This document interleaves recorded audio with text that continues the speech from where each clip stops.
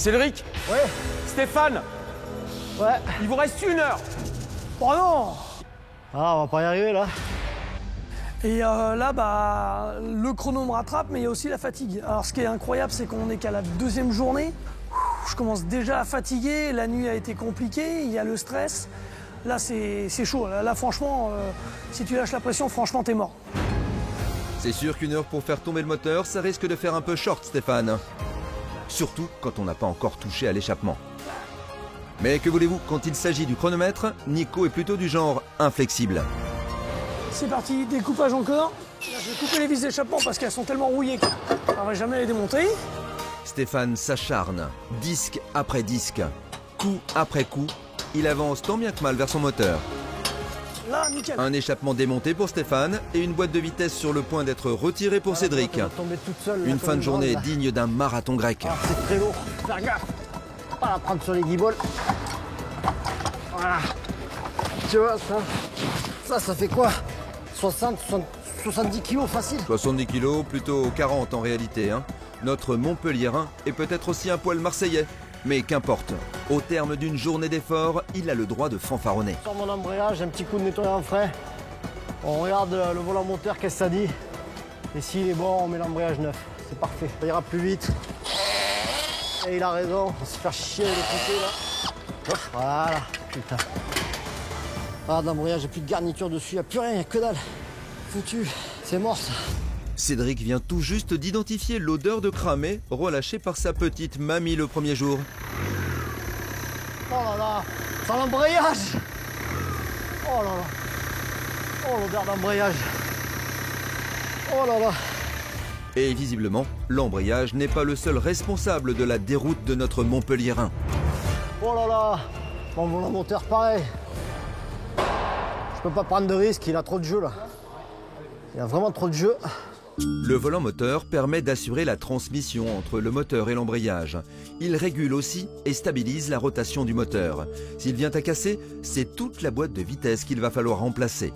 À ce stade de la compétition, Cédric décide donc de jouer la carte de la sécurité en changeant tout le système. Quand on voit l'état où sont les pièces de la voiture de Cédric, on ne se pose pas de questions, on les change. Parce que les pièces sont complètement bousillées, le mécanisme d'embrayage n'est plus fonctionnel, donc on met un volant moteur neuf, un disque d'embrayage neuf et un mécanisme neuf pour de nouveau faire fonctionner la voiture.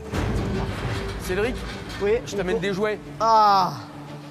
Et ben voilà. Un pare-brise, un kit embrayage, un volant moteur, récepteur. Tout ce que j'ai commandé. Parfait. Bon, ça y est, t'as tombé la boîte? Ça y est. Alors, comment c'est? Et ben alors, l'embrayage, il est mort. Mort, explosé, complet. C'est...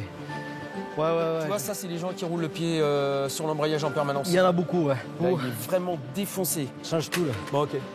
Bah écoute, tombe le volant moteur, toutes les pièces sont là. Dis-moi si t'as un coup de main. Ouais. Moi, je vais aller voir Steph. T'inquiète, c'est Ok. bon, merci beaucoup. Bon, je t'en prie. Allez. Cédric a toutes les cartes en main pour atteindre son objectif. Tout comme Stéphane, qui n'est plus très loin de sortir son moteur. Et pour y parvenir, il a une solution toute trouvée et plutôt pragmatique. La ceinture de sécurité. Face à l'urgence de la situation, tous les moyens sont bons. Là, je m'attendais à un truc de dur, mais là on n'est pas dans le dur. Là, on est dans de la bataille de ouf. Là, c'est vraiment une expérience de malade, quoi. Mais c'est vraiment un concours de psychopathe, c'est un concours de malade. Franchement, pourtant, j'en ai fait des trucs franchement speed et tout. Et là, je peux dire, il y a des fois, t'as envie de te dire, allez, on rentre à la maison, on met les pantoufles et à ciao, bonsoir. Là, je vais te dire, t'as pas envie de rester trop longtemps. Ce qui est déstabilisant, c'est que, en fait, c'est hyper compliqué de gérer la pression, de gérer le stress, de gérer le temps. Et là, franchement, c'est la limite, tu regrettes d'être venu. Steph, t'en penses quoi? Vendredi, j'ai une caisse ou pas? Là, sincère, ça va être chaud. Ça va être chaud. Ça va être chaud. Bah ouais, non mais là, ça va être chaud. Attends, le boulot, laisse tomber. Comment? Là, faut remonter le moteur, elle va tourner, ça va tourner. Est-ce que ça va rouler? Ça, c'est autre chose. Vendredi, je veux une caisse, je mets au volant, je démarre et je roule. Tu peux me trouver le Fenwick? On va pas se faire chier avec le Fenwick. Ok, je fais comment? Il y a un truc que... Ça va être plus simple quand même. Putain. Ça y est, t'es accroché là ou pas Ouais, encore? ouais. À force d'avoir les yeux rivés sur son moteur, Stéphane en oublie presque de lever les yeux et de prendre du recul sur son environnement de travail. Avec Nico aux manettes, ça roule comme sur des roulettes. Eh, je m'en fous, je vais te dire. Il va gentiment parce que j'ai tous mes périphériques qui sont encore dessus. Ok. Hop, ce qui se lève là, vas-y. Là, il s'est décroché de ce côté-là. J'ai l'impression qu'il a encore accroché de Là, l'autre il s'est côté. levé là. Ouais. Il tire la dernière de 14.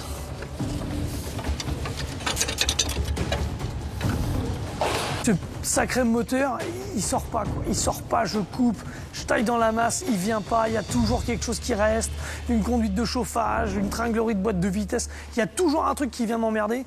Et là franchement tu commences à baisser les bras. Comme le moteur est rentré comme ça, on va le soulever et on va le tirer comme Ouais. ça en même temps. Ouais, je suis d'accord. Comme ça, toutes les petits périphériques qui font chier, clac, clac, Ouais. clac, je les tronçonne. Vas-y, lève-le gentil. Là, ça me plaît, ça, ce bruit-là, ça me plaît. Ça, c'est le bruit d'un moteur qui bouge.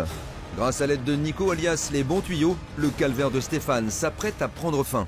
Ah, ça me plaît mieux, ça me plaît mieux. Vas-y. Top. Clac, clac, clac, clac, clac, clac, clac. Putain, c'est pas possible, il passe pas par berceau. Bah là, moi j'ai pas de latitude pour bouger et de l'autre côté non plus. Hein. Et là, le moteur, il tombe toujours pas, quoi. Mais j'ai toujours pas attaqué ma voiture principale. Donc là, c'est chaud, chaud, chaud, chaud. Et tu sais qu'on est pratiquement à la moitié du challenge. Et franchement, à l'instant T, ça tournera pas. C'est pas possible, ça tournera pas vendredi. On essaye? Vas-y, lève. Non, ça prend pas. J'arrive pas à le soulever de travers. J'ai découpé un bout du longeron pour faire de la place pour passer la boîte. Attention à tes yeux, Nico. Concrètement, le moteur ne sort pas de la voiture. Stéphane est parti du principe qu'il va sortir le moteur par le haut. Le moteur est un petit peu plus large que l'emplacement dans lequel il est. Moi, je pense que le moteur, c'est mieux à sortir par le bas. Mais comme il a commencé à le sortir par le haut, bah, je dirais qu'on va au bout du truc. On découpe tous les éléments qui nous empêchent de le sortir et le moteur va sortir. Enfin, ça c'est la théorie Nicolas, car dans les faits, il ne reste que 10 minutes à nos mécanos avant la fin du chrono. Et le moteur ne bouge toujours pas d'un iota, au point d'obliger notre Nantais à repasser en mode boucher. Là, on n'est pas là pour faire de la côtelette bien propre, on est là pour faire un michoui. Il m'a dit, tu tailles dedans, tu m'arraches le tout, tu sors le moteur, il faut qu'il soit par terre. Rien n'y fait. Stéphane a beau s'acharner, le moteur de la voiture donneuse ne se laisse pas faire. Coup de marteau, disqueuse, et même saut sur la face avant. Stéphane tente le tout pour le tout. Ah, ça grand-mère. Voilà, c'est ça qu'on appelle de la mécanique de combat. Ouais. Tu vois on a 10 Ouais, mais minutes. là, on hein. a gagné une heure.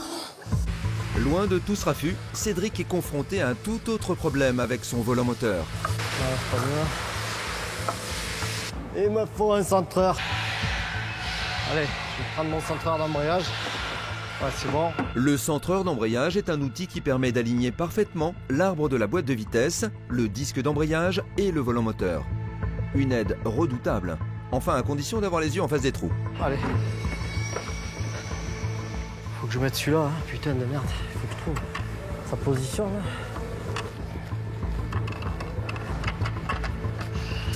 Alors, je crois que c'est pas le bon. Hein.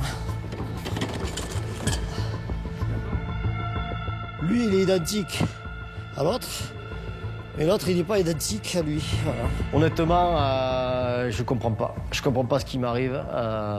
Moi, je suis pas un mec qui arrive pas à faire les choses.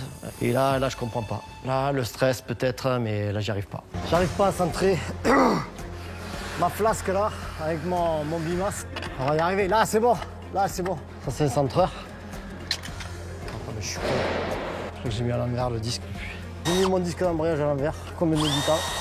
Un vrai débutant. Donc, on redemande tout. La pression du challenge et les longues heures de boulot font perdre toute sa lucidité à Cédric, qui en oublie les bases de la mécanique. Je suis mort. Je fais que les conneries.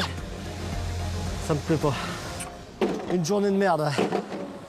Si le Montpelliérain a totalement lâché la rampe, du côté de Stéphane, on y croit encore dur comme fer. On lâche rien, on donne tout là pendant 2 minutes. Par contre, le moteur, il faut le faire basculer vers l'avant. Qu'est-ce qui m'emmerde? Putain, mais sans déconner, c'est une blague, quoi. Le truc, il me manque 3 cm, le truc, c'est une plaisanterie, quoi. Ça s'acharne contre moi, franchement, c'est pas possible. J'ai Dieu qui est contre moi, là, c'est dingue. Cédric, la journée est terminée. C'est mort. Ah, ça me fait chier, putain. Bah non, on recommencera demain. Je te jure, franchement, du fond du cœur, comment ça me fait chier. Mais bon, on verra. Allez, viens. Ah, je suis dégoûté. Ah, j'ai même pas envie de ranger mes clous, je suis dégoûté, j'ai envie de rentrer chez moi. Malheureusement pour Stéphane, pas de rap de chrono à la cantoche pour ce soir. Le moteur va donc passer une nouvelle nuit bien au chaud dans son épave. Un échec aussi vécu par Cédric, qui n'a pas eu le temps de finaliser la pose de son embrayage. À 3 jours de la fin du défi, nos deux mécanos ont accumulé un retard quasi jamais vu dans Top Mécanique.